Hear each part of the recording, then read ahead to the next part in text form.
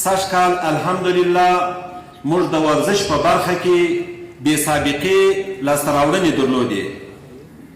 په نړیوالو رویدادونو کې چې د بحرین په هیواد کې د ځوانانو د ګیم په نامه باندې د لوبو په نامه کوم رویداد و، له هغه نړیوال او مهم رویداد څخه افغانستان د طلا، د نقرې او د سپینو زرو او د برونزو میډالونه موږ ترلاسه کړل.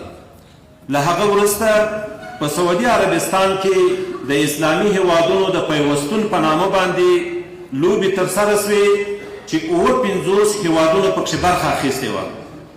له افغانستان څخه هم ګڼ شمېر ورزشکارانو په مختلفو رشتو کې په دغه نړیوال رویداد کې برخه واخیسته او له دې نړیوال او مهم رویداد څخه د افغانستان ورزشکارانو د طلا، د سرو زرو، د سپینو زرو او د برونزو میډالونه ترلاسه کړل. زه خلاصه داسې وایم چې 20 کاله وروسته افغانستان دغسې بې سابقې میډالونه ترلاسه کړل. 20 کاله وړاندې د افغانستان ورزش یوازې یو د نقرې میډال درلودل. له دغسې مهمو رویدادونو څخه د افغانستان د ورزش برخې یو د نقرې میډال درلودل. خو اوس الحمدلله موږ د سرو زرو د طلا میډال له دغو رویدادونو څخه لرو چې دا د افغانستان د ورزش په تاریخ کې لومړی ځل ده.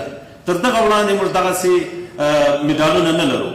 دا د دې څرګندونه کوي چې فعلي حکومت د افغانستان اسلامي امارت د ورزش تر شا ولاړ ده، د ورزش حمایت کوي.